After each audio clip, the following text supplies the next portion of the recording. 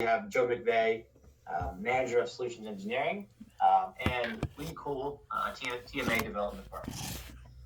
Before I pass things off to them, I just want to let you know that if you have any questions throughout this presentation, feel free to enter those questions in the question box, and we'll answer as many of those as time allows at the conclusion of the presentation.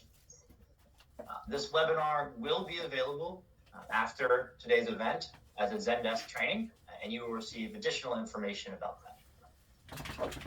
If there are any questions that arise after the conclusion of today's presentation, please reach out to us. This is a little bit different than normal. We're going to go to sales@tmasystems.com while we typically go to support. So you'll see that on the last slide as well. But just note that it's going to be sales@TMA Systems with any questions you have on this one, and that is going to be a .com. So with all that out of the way, I will pass it over to Lee and Joe to go ahead and get started. Great, thank you, Ben. So again, Joe McVeigh, manager of the Solutions Engineering Group. So I do most of our kind of sales demos, and Lee is going to lead us in a live demo for the most part today as we go throughout the webinar. So we'll talk a little bit about just the agenda. So some of the things we intend to show today. Obviously that live demo I mentioned with Lee as well. And then just some of the way that this is set up with the TMA event scheduler. So, making sure that certain locations are schedulable, and then, what kinds of work orders might you want to receive whenever the event scheduler triggers those as well.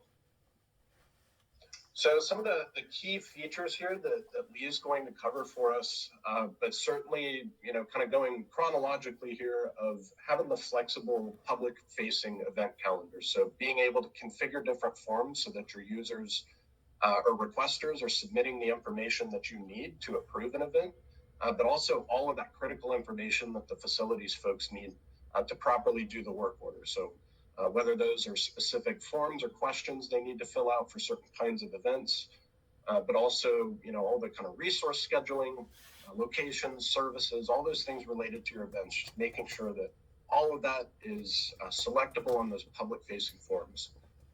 Now, finally, once we did receive those event requests, eventually we'd need to go through a few different layers of approval. And oftentimes that may be, folks within the facilities department, so typical web TMA users, but there's also going to be users, within the athletics department or some other folks, potentially IT that need to log in and do some approvals as well. So we'll make sure to get that covered. And then also just sharing the event calendar. So making all of the calendars visible both within the event scheduler itself, but then potential integrations into things like Google or shared Outlook calendars as well. So that's going to be the kind of core piece of the demo that Lee is going to lead for us. And again, as you all have questions, just please submit those through the portal. We'll try to get everything answered towards the end of the webinar. The next piece that I'll mention as well is this kind of critical component. So what we've come across a lot in listening to our clients is there's usually some kind of disconnect where potentially there's already an event management platform in place, but it's not talking to WebTMA, or it's not creating the work orders that you need for the facilities group to do the actual work and support of these events. So a huge problem we're trying to solve here is generating work orders directly in WebTMA for any of those approved events. And if something were to change, if an event were canceled, dates were moved, different kind of setup was required, being able to sync that data back and forth between the event and then obviously the work orders that the technicians and folks, performing in the support of the events need to see in real time. So we'll kind of cover that. The huge key web TMA component of this as well is, what locations need to be synced for those different kinds of events as well. So we'll cover a little bit of the setup towards the end of the call as well. And with that being said, I'm going to go ahead and stop sharing. But Ben, if you would, let's go ahead and launch that first polling question as you make Lee the presenter, and then we'll just kind of go from there. Yeah, of course. Awesome. And thank you for that, Joe. I'm going to go ahead and share my screen. Yep. So while you're doing that, I'll get this polling question out. And we can't see your screen, Lee. So let me launch this polling question before you move forward. The question we have for you first is, how many events typically take place in a week at your organization? I'll launch that now, so you should see that on your screens. Our options are 1 to 10, 10 to 25, and 25 plus. So again, this is events in a week. We'll give everybody some time to get in their results. Absolutely. And as you guys are inputting those results for us, as Joe mentioned, kind of what we'll cover today from the event management point of view is we'll talk about what an event looks like in the event manager and TMA systems, how it relates to TMA for work orders and everything else. But we're going to kind of talk through not just what does an event look like, but what does the process look like for my staff or public requesters or people renting the facility to go through submitting an event or submitting that sort of request. So we'll talk about that. We'll talk about the different conditional approval areas, who can be in charge of what, how people are notified, and all of the logistics in between. And then if we do have time, we'll chat a little bit about the analytics and some reporting so you guys can see some good data on that. Perfect. Thank you, Lee. Let's go ahead and close up this poll. We got pretty good participation. And just to review those results really quick, 24% selected 1 through 10, 37% selected 10 through 25, and then the leader here, 39% selected 25 plus. So I'll hide those results. Verify with you that we can see your screen, which we can, and you can go ahead and get into it. Beautiful. And that's a good poll to kind of move into what we're talking about today. So to kind of tee us up, it's usually helpful, and I'm a visual guy, so I just like kind of starting to poke through things. It's kind of good to get an idea of what that event looks like in web TMA systems, because we have, or in the event manager portion of TMA systems, we have a couple of different things that we can classify as events, but what do we really mean in terms of nomenclature of what we're discussing today? So to kind of start us off, I have a silly analogy. If anybody was in Tulsa last year for the user conference and was able to catch the presentation in person, I love my sandwich analogy, but bear with me if you heard it already. An event in TMA Systems Event Manager is kind of like a sandwich. You can get away with the meat and cheese if you want. So, hey, I have an event. Here's the name. Here's the time. Here's the room. Let's just put it on the calendar. Just the basic details. You can get away with that. But if you also wanted to add like lettuce, tomato, and this is kind of going back to that sandwich. If I want to go to lettuce, tomato, avocado, bacon, and start adding all these condiments on that same sandwich to make it fuller, make it taste better, have more nutrition in it, whatever it may be, we can do that too. And you may be wondering now, Lee, what on earth are you talking about sandwiches for? I thought we're here talking about events. Well, that lettuce, tomato, mayonnaise could be components of the event. So not only do we need to know what room we're in, what day and time, but how many tables and chairs do we need? Do we need Sally with support to be able to come help us with this? Is it a rental? Do we have money in it? Do we need to be able to generate those work orders for the setup and teardown or anything else to be done within the event? Is there going to be conversations similar to project management where now we have to go back and forth with each other to determine certain history? Or maybe we want to just be able to inventory everything so we know exactly how things need to set up, where they go, and all the specific details in between. So all that being said is the sandwich, you can kind of go away with the meat and cheese. Hey, I just need the name, time, room. Let's put it on the calendar. But if you also want to add the significant amount of details that you may need for certain events, you can do that too. So that's a little bit of the nomenclature. What I'd like to do now is I want to kind of go through the process of what does it look like actually creating an event in the event manager. So I'm going to jump over to the home page here. And the reason I do this is this is your typical view that a regular login with a very basic user permission would see. I'll speak a little bit more on the user permissions as we progress, but this will be a good starting point for us today. So I'm going to make this event Joe's TMA, and we'll start it for next week. And I'm just going in here adding some of the basic details so we can see how some of this pieces. So as you see, I went ahead and just first thing I caught, as I say, it's going to be an event from 9 to 10. One of the settings that we already set on the back end is that we want our events to have a 15-minute setup and teardown buffer, so that setup and teardown automatically populates based on the start and end time we put in. And that buffer could be whatever you want. It could be 15 minutes, 30 minutes, 45. And I can change this. What this does, though, is requires users who would typically glance over setup and teardown time to put something in here. So we at least know it's that 15-minute buffer. And again, that's a setting that you can customize however you want, but in this case, for example, it's very handy. Then we can choose how often the event needs to happen. So if there's no occurrence that's happening, obviously we can leave it blank. But then we could choose, is it going to be daily, weekly, every month, every year? But we can go further and actually customize any of these patterns. So if it's daily, maybe I want it to just happen on weekdays. Absolutely that. Maybe it's going to be a weekly event, but it's going to be like a A-Day, B-Day schedule. It's going to be on Tuesdays and Thursdays every other week. We can add that kind of pattern in here as well. And then maybe you don't have any sort of pattern and you just need to do something custom. So this way you're allowed to just kind of grab a bunch of dates that work for you. Maybe it's just happen a few days in a row and that's it. Maybe a little over here, a little over there. I'll just grab a few that work, and if you ever need to get rid of them, we'll just go click them away. Super easy. Then we'll choose our location. So location is going to be equivalent to a campus. So in this case, I could say I want to be in the auxiliary campus, and then we'll choose our category. I almost glanced over this. I accidentally checked this box, actually. This is really important. Obviously, there's a couple other fields I skipped over that are not required. If it's offsite, if it's a virtual event, we can add those pieces here. But is public is one of my favorite, I'd say, non-required questions we ask. So what this does is this asking, is this event something that the public needs to see? And on the back end, we have an embed code that you can display what we call your public calendar directly on your website. So that way, if you have folks or anybody else who would like to log into your website or elsewhere on the web to see your calendar, it's going to just show them the public view. So you don't have to manually update. Again, it's just pulling directly from the hub or the true source. So if we check this box, it will then be added to our website via that embed code. We copied and pasted there on the back end.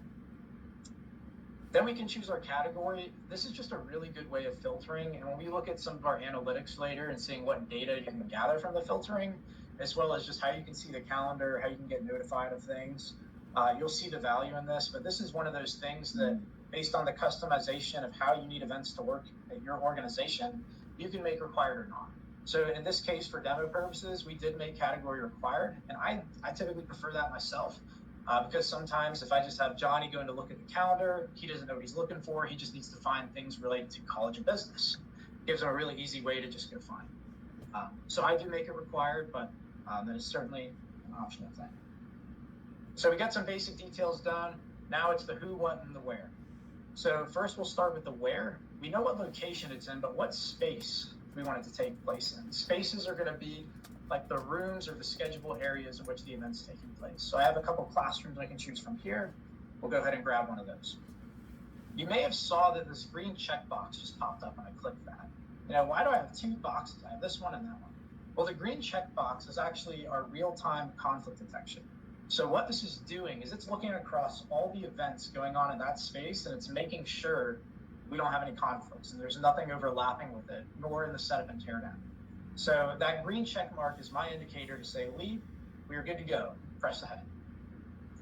So once I got the space, then we need to choose the resources. I would define resources to be like the movable items related to your event. So it's going to be tables, chairs, projectors, coffee pots, trash cans, grounds equipment, grills potentially, all of that kind of stuff you could include here.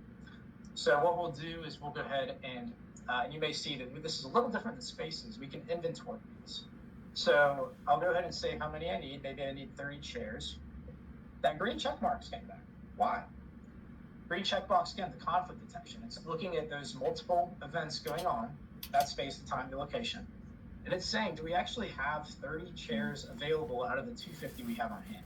And the green checkbox means yes. If no, you'll get a little red X, and it's going to tell you exactly how many chairs you're short. So maybe you need to source chairs from somebody else or move times around so you can account for it. The system gives you all that information so you can make the decisions appropriately. After we got the where and the what, we usually have the who. So services are going to be anything that's going to have a human interaction related to the event. I don't have any examples here right now in the demo account, but I would consider services to be This could be our marketing professionals. This could be anybody that's going to be taking care of grounds outside of this, maybe our athletic director per se. Anything that's going to do with assisting the event from a human interaction. And what's beautiful with this is this can also tie a little bit into the who gets notified for what and the user permissions. I mentioned when I first started that there's a couple different types of permissions in the event management system. So kind of starting at the top of the totem pole, you have your admin that is the king and queen of the calendar. They can approve and reject whatever they want. They can change the settings. They can do it all. Underneath the admin is somebody called a sub-admin. The sub-admin is somebody that you can assign a specific approval area to. So if I had a service that was called childcare per se, and Sally was the sub-admin of childcare, what I would do is I would make her the approval area of that so that any time that somebody requests an event with childcare, because Sally is the sub-admin of childcare, she's going to be automatically notified and has the ability to approve or reject her portion of the event, which would be childcare. If the event is also requesting room 101 and X tables and chairs and all these other things, Sally has no say in it.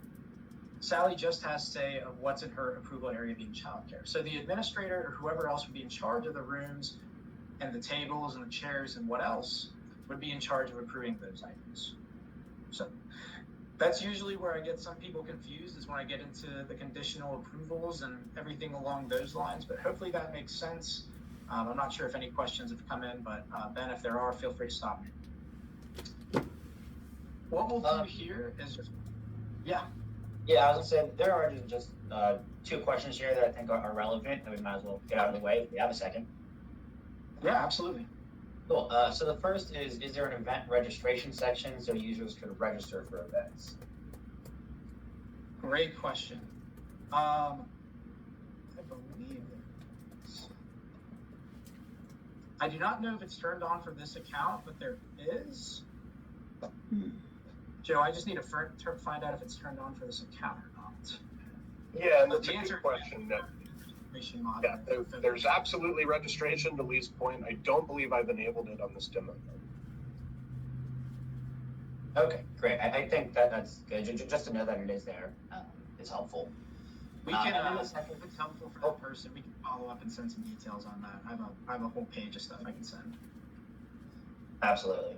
And I think you'll touch on this a little bit later, but it's just about calendars in that publish checkbox. So if we don't want something to show to the public, will it still show on a company-wide calendar so that the staff and faculty? Absolutely. Yeah, great question. So what we have is the public calendar and then the internal calendar. So the public calendar is going to be public facing. Your internal calendar is something only the staff can see. There's a couple different iterations of the internal calendar. Just because we do have integrations that are really helpful. It just depends how your organization prefers it. So one of the things you could do is you could use the single sign-on, and you can give folks a login and they can go and log in to view the calendar. One of the other permissions I didn't mention that we offer is just calendar view only, which is just the ability for folks to log in and view the calendar. It won't even let them request things.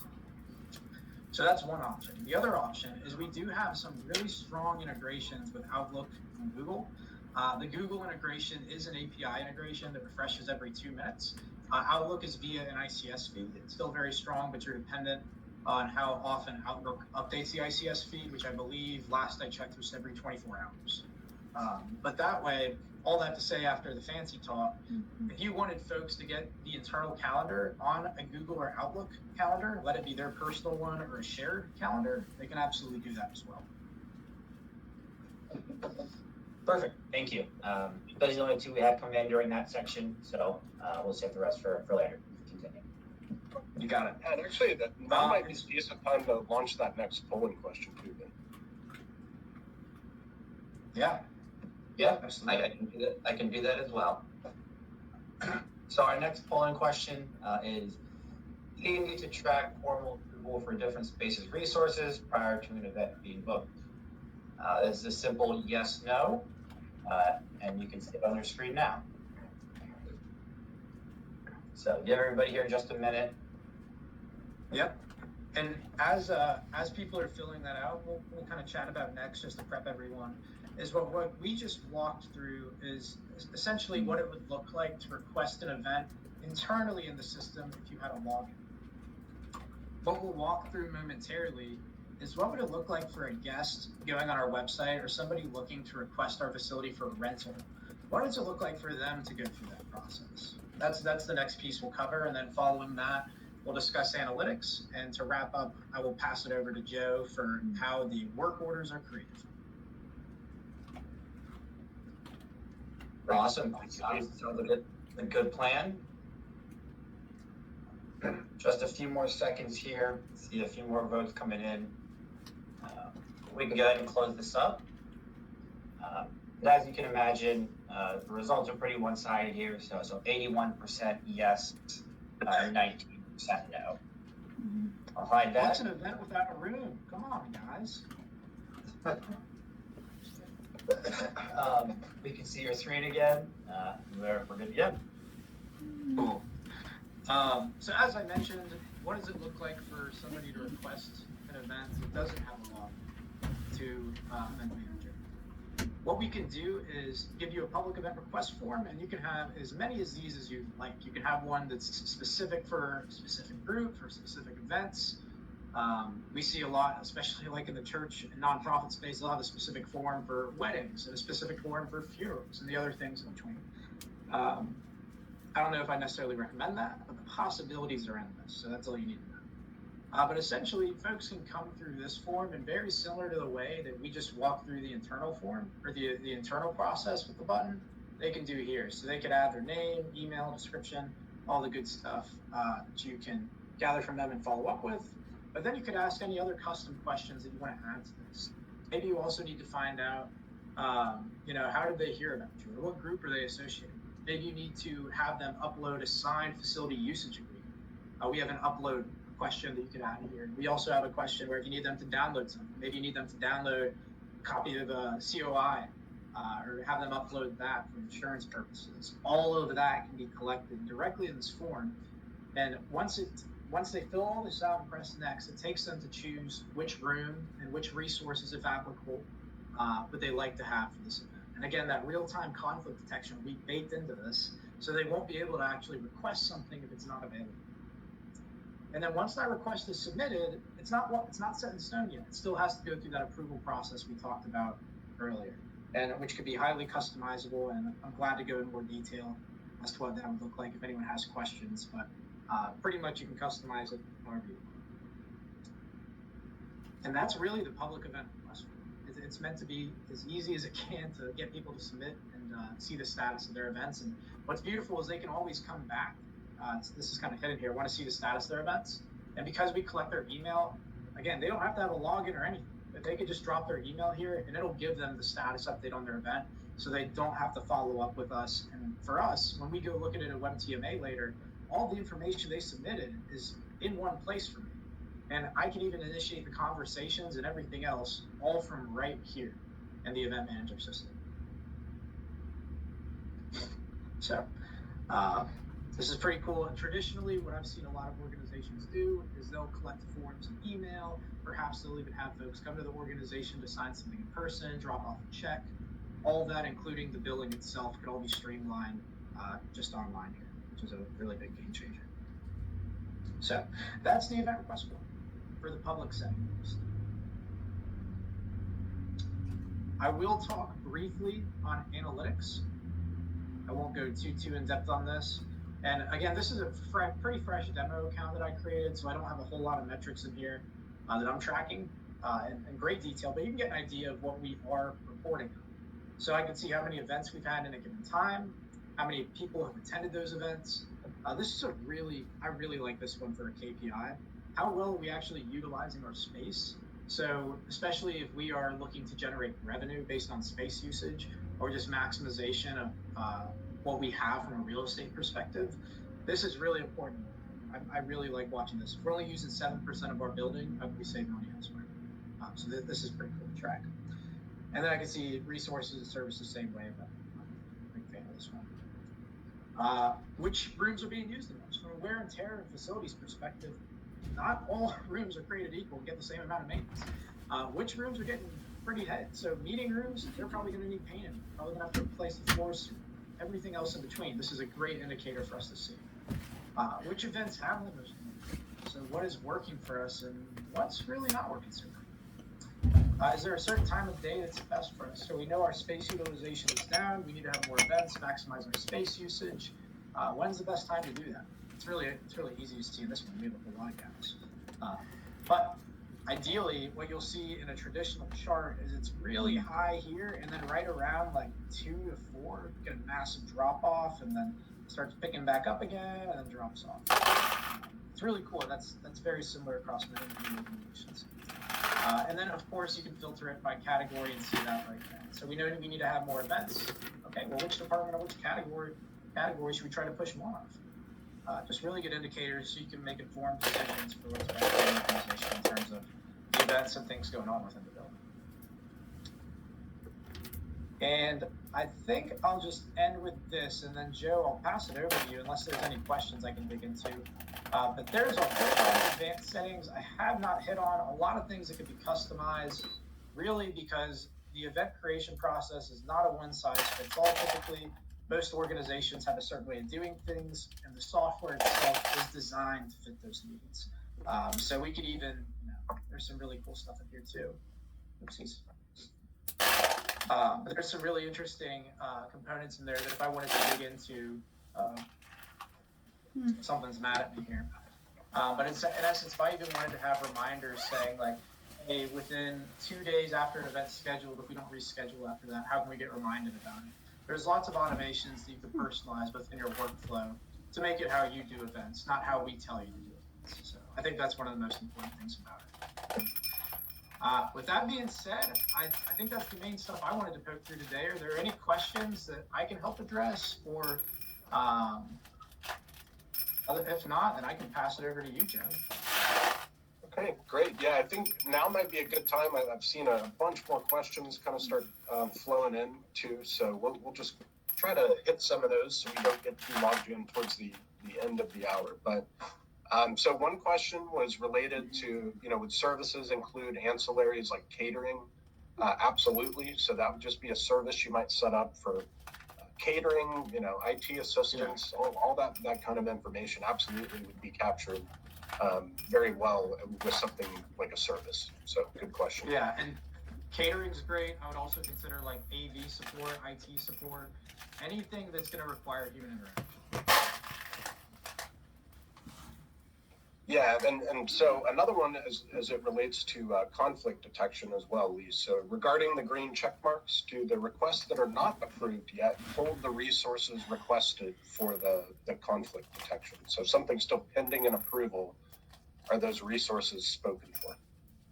Great question. If it is submitted if it is not, so if it remains in a draft status, so if I have it and I never submit it, those resources are not held. But if you submit the event, the resources are held in conflict, if that makes sense. So it doesn't have to be approved. If it's submitted, the resources would be shown as not available. Yeah, great question. So another question as it relates to just some of those public forums. If an event requires dining services, is there a menu to choose from? So there's, very flexible event request forms as Lee is bringing up. And, depending on some of those kinds of services as an example. So whether, if it's a food truck and I then need to ask them questions about a certificate of insurance and things like that, absolutely you could build those conditional question forms depending on the kinds of events, more specifically, like the kinds of locations that they selected, or the kinds of services or resources. So as soon as they select something, if then I need to prompt them with additional questions, that's absolutely something you could do. Yeah, and something I've actually seen before too is part of what you can do with services is you can require forms to be filled out with it. So if you had a service for catering, right, maybe you had a form to be filled out with it, which would be in our form builder. So you can build out these forms that ask additional questions based on what they selected. So if they selected catering, maybe you have a link to a menu that they go to, and they can choose from that menu exactly what they want. I don't have an example of that in this account, but that's very popular with some of our other users, and you can absolutely emulate. Great, thank you, Lee. So I've seen a few questions kind of flow in as it relates to, is this, integrated with something like a 25 Live?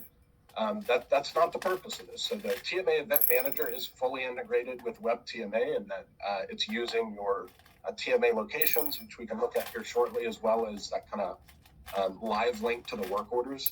In terms of integrations with other systems, there's potentially ways that we can do that with some of our other kind of integration type offerings. We don't have any specific integration with other event management platforms. So this TMA Event Manager was meant to kind of solve all those problems ideally. If you do already have a system in place, that might be something to, again, just ask your account manager, and potentially we can try to integrate with some of those systems another way. So, and if I may add with that too, Joe, one of the questions we get when people want to integrate event management systems is sometimes it's not actually event management they're referring to, but just the registration piece for people to sign up. If that's more or less the case, we do have a couple customers that use like RSVPify for just like counting heads for their event. We do have a field that's called a public link. So if you wanted to use, in terms of like registration or public facing links to direct people, if you wanted to add something like that here, that's a really seamless way for like that end user that would be on the website to get that link, because it'll kind of tie it into the calendar that would be on your website rather than the event management in TMA, if that makes sense. Yeah, great. Thank you, Lee.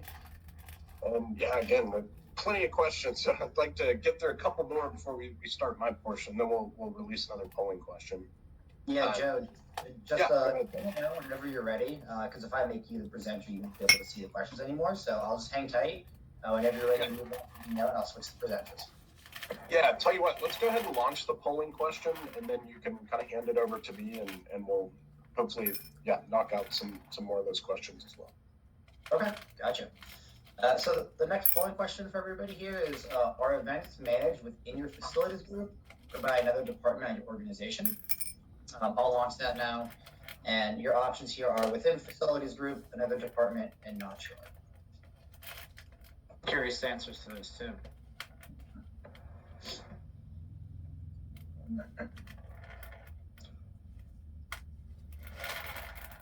So we'll just give everybody some time here. I'm already getting a good percentage of votes in, so thank you, everybody.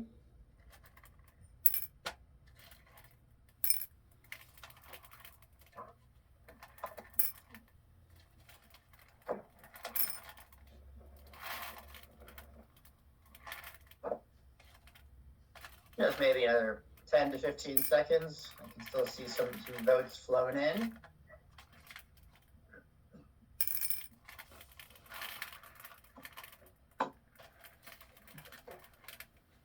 And we can go ahead and wrap this one up. Those results are 35% within facilities group, 60% another department, and 6% not sure. So I'll hide that. Right now, Lee, we can see your window. Are you ready to transfer it over to Joe? Joe, are you good? Yeah, I think so. All right.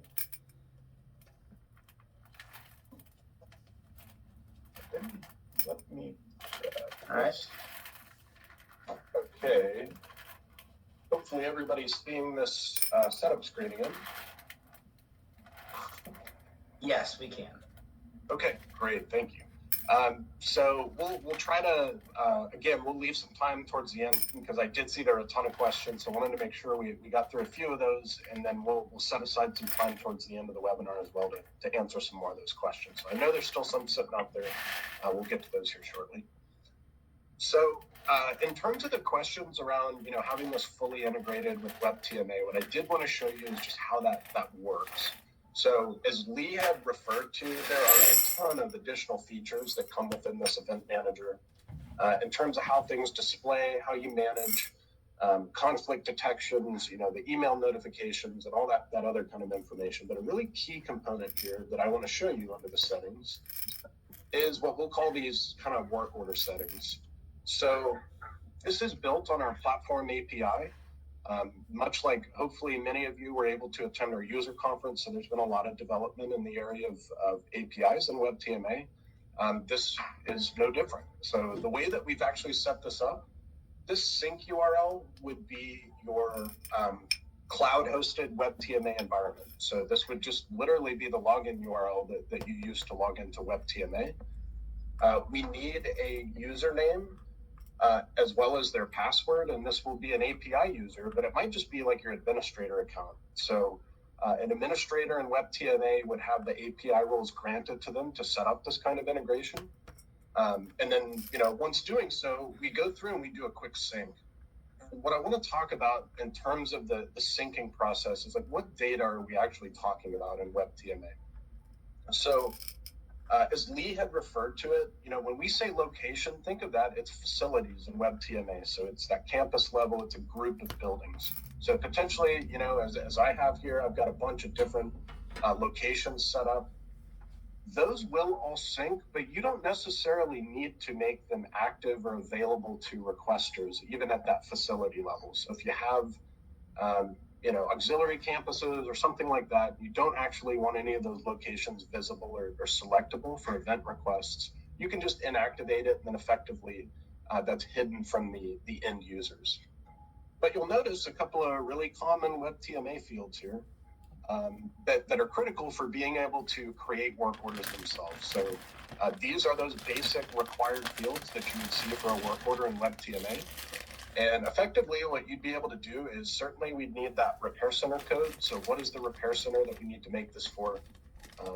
Custodial, or if events have their own repair center, we want to have that set as our default. So in the event of a event triggering a work order for the specific location, we would want a facilities RC code on there. The work order type itself, so this is configurable, and this is all syncing directly from WebTMA. So you would select one of your existing work order types. So I would certainly be recommending that you had a work order type specific to events. It's going to make things a lot easier to track as well as to build dashboards on top of. And then our priorities as well. So left this at emergency in our demo environment. I'm sure a lot of folks feel those last minute requests for events can be emergencies. But again, this is just syncing directly from WebTMA. And then finally, we have this notion of the task. So the task on the work order here. Now, what this is, it's a multi-select because potentially you all have a lot of different kinds of tasks that relate to different trades. So if it's set up and tear down, maybe we have our custodial folks are helping with that. But potentially, if it's outdoors, we have a grounds component, so it would need its own task. They want generators or something like that, so the electricians may need a task. You can select any of the available tasks in WebTMA so that they are then available to you in the event scheduler to be able to generate the work orders.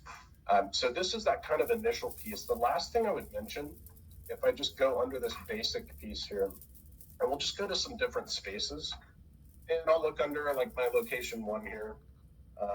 Well, let's look at location 2. Might be better examples, but for the items that are syncing, if you have set them to be rentable in WebTMA, so there's a checkbox on the rates tab for folks that have the event module.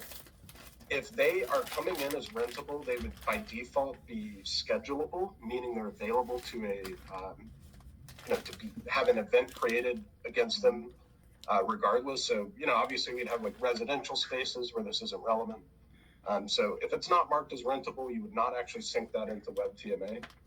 But then also, does it require approval? And then is it public? There's also flags for what spaces are billable as well. But requires approval is going to send it through all that complex approval routing that Lee had described a little bit. And then is public means it's going to be available on those different event request calendars. So again, kind of harkening back to some of what Lee had demonstrated there.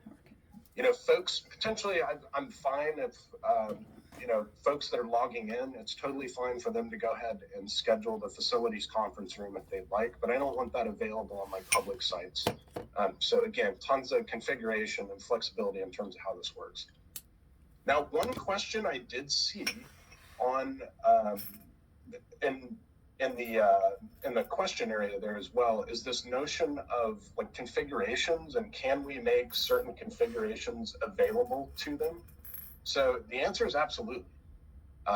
Potentially we have different ways of setting up the conference room. So we have kind of square setup with certain chairs facing a certain way. And you see all the different kinds of images that you might want to see for these.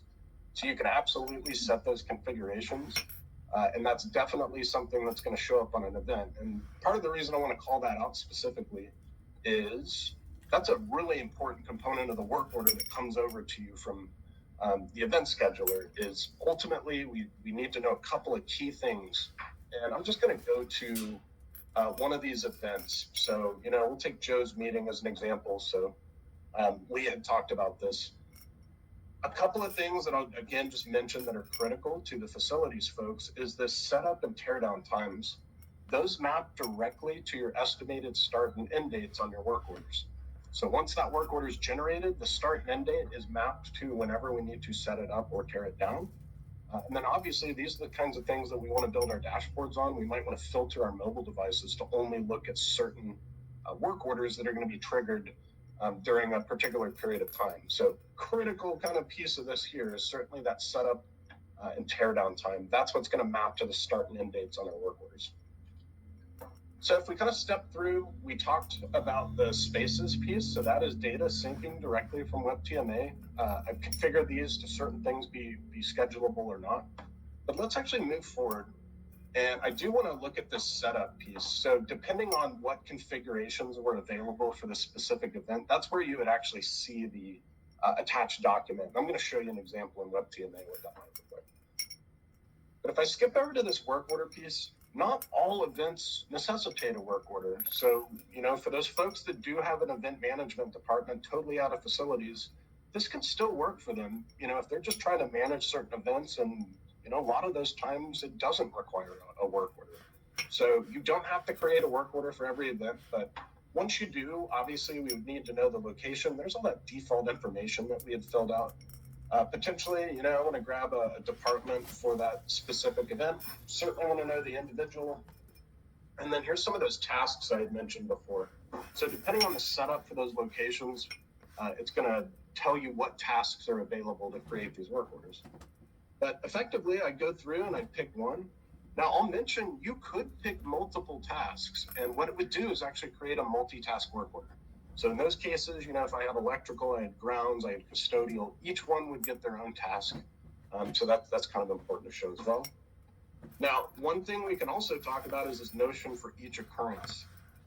So if we were to say, create one for each occurrence, as Lee had kind of gone through, remember, we could have 10, 15 events, the custom selection like he had done here. Well, I may want a work order every single time this generates, or maybe I only want the one. Again, that's just kind of a setting here on that work order component. And then finally, how many days in advance before they can create a work order?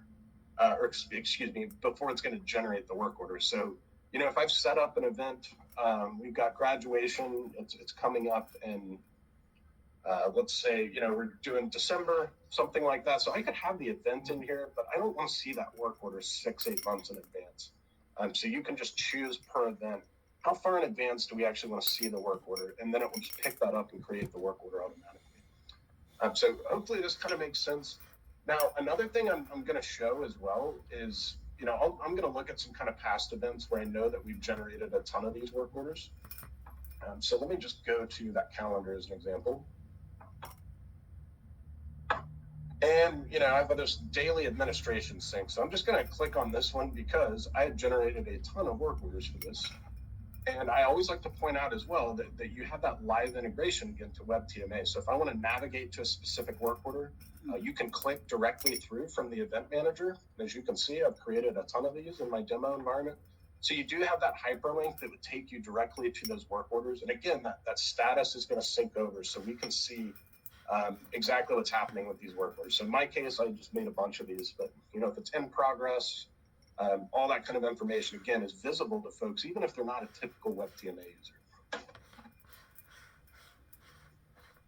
So if I skip over into WebTMA to just briefly, again, look at one of the work orders that's auto-generated from here, again, we certainly have the locations, all of that default work order information. This would make a very nice executive dashboard. So, potentially we build several controls around different event work orders. We could build some alert rules. Maybe we want to get emails from within WebTMA about these events. Again, a lot of flexibility there. Okay, we have the task code as we talked about, as well as just all the kind of basic information as it relates to that event. So even things like the resources, so if folding chairs were needed, it's going to dump all that information into your action requested. And then I did want to point out like what ends up happening with the linked documents. So that configuration, like we had talked about, if I actually bring that over here, this would be linked directly on the work order.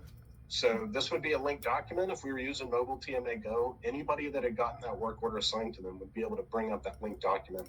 And then again, ideally know how to set up the specific, conference room in this example. So we've gone through quite a bit in terms of the kind of basics of the setup on the web TMA side of things.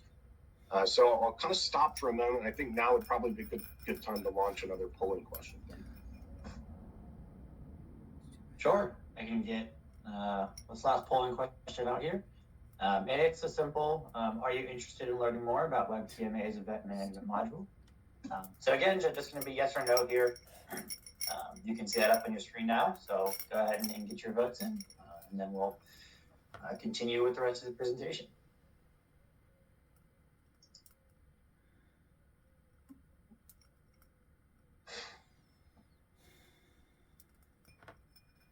Okay, great. Yeah, and so as folks are doing that, I wanted to make sure that we had left some time.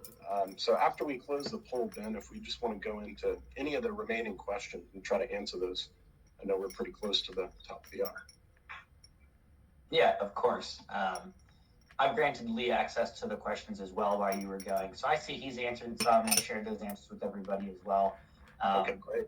But one recurring topic I see in this question is just a little bit more about billing and invoicing and how that works. So once I close this up, if we could talk a little bit about that, I think it would be helpful. Yeah. Yeah. Joe, would you like me to speak on that a little bit, or would you like to? Yeah, I'll kind of start it off with kind of current state, and then I think describing some of the capabilities in the event manager around billing would be great. So the short question as I kind of skim through here is, can we facilitate uploads into financial systems for actual billing? So what we've done so far is, this absolutely, we have clients that are billing their work orders, whether they're events or not. So there's a ton of functionality in WebTMA to handle that. All those costs would just need to come over on that work order here. So, you would bill it as though you were billing any other kind of work order in WebTMA. That being said, maybe future state, we start looking at some additional type things.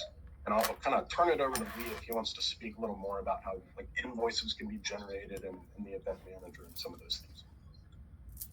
Yeah, I mean, essentially in the event management position, it's not as much for intra-department billing, but it's mainly for public-facing rentals. So the way the billing and invoicing is designed in Event Manager per se, and this is different from TMA systems, but in the Event Manager module we demoed today, the billing and invoicing is set up so that you can assign a dollar figure to any space, resource, or service at a fixed rate or a set rate. And essentially, if folks go through the event request form, it has the capability to show them that pricing and even be able to give them kind of a total so that you can bill and invoice them appropriately. You can do it directly and automatically through the event manager, or you can make it kind of more of a manual process. But that way it's collecting everything so it can generate from the event management module. Yeah, I'm just kind of picturing that here as well. So to Lee's point, you could certainly put all the default rates for the services or the resources that folks are renting, like chairs as an example. You can generate those invoices. In terms of really automating the billing and the upload into an ERP, you would want to do that in terms of costs on your work orders here. So once a work order is marked as chargeable, we have that debit account for those intra-departmental billing. You just want to use WebTMA as you would for any other kind of work order. So that's kind of how that works currently.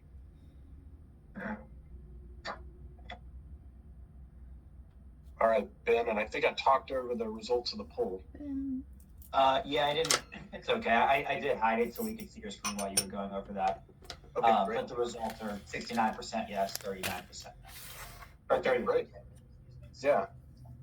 Yes. Let's skim through some of these other questions.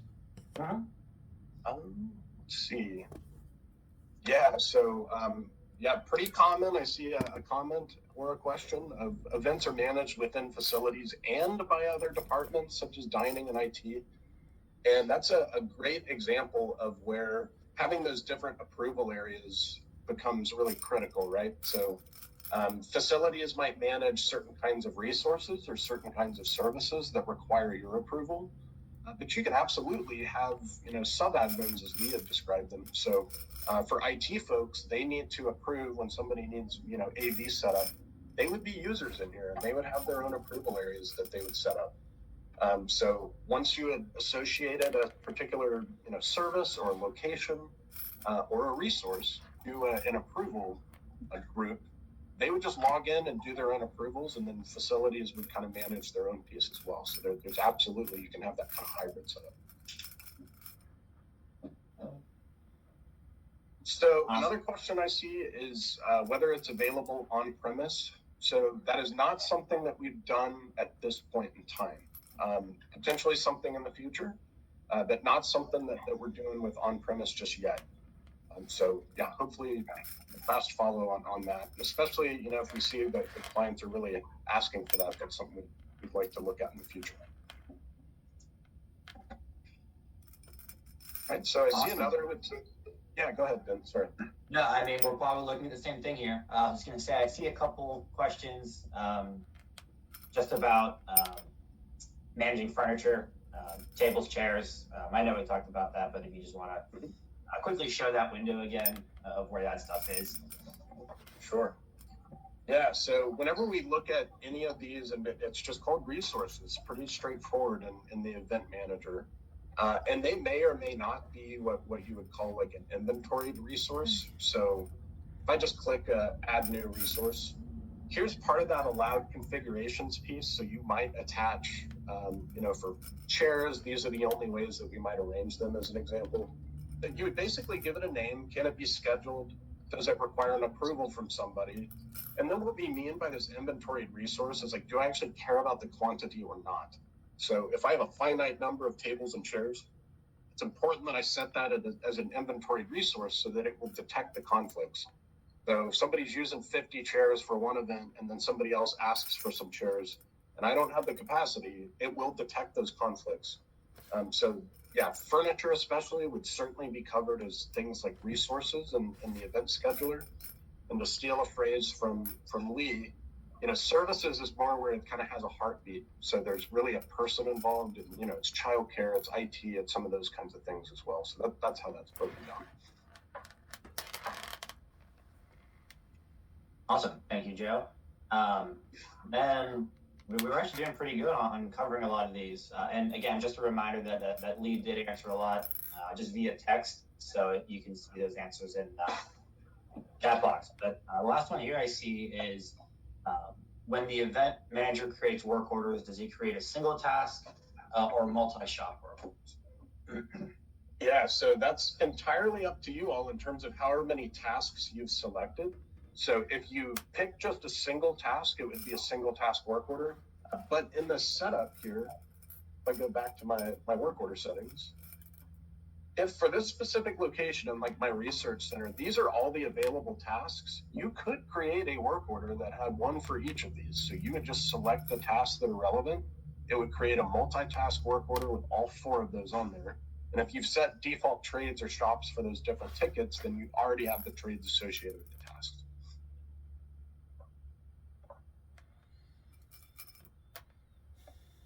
All right. Awesome. Yeah. Anything left there, Ben? No, I think that's everything. Do you guys have any final statements here? Anything else you want to talk about before we wrap things up? Yeah, so I'll stop sharing. I want to, first of all, just thank everybody for their time today, and Lee, too, for coming in and doing a great presentation for us as well. So we're very excited about the event manager, and this has just been a problem that all of our clients have kind of reported to us, of that kind of that lack of continuity between the event creation or the request and then all the work orders that are needed in support of those events. So I think we've put together a good presentation, but really a product to deal with that issue. So thanks everybody for their time, and thank you, Lee. And I'll kind of give it to Lee in case he has any closing remarks. No, thank you very much for having me. I was thrilled to be here. Great. Well, thank you to the both of you and for everybody attending today. Again, if you have any questions specifically around licensing or costs, because I do see some questions in there, that would be a perfect item to reach out to that email, sales@tmasystems.com, and we can give you more specific answers to that. I did post that email in the chat, so everybody should have access to that just for future reference. But with that, thank you all for attending. I hope you found this useful, and we'll see you next time. Have a good day.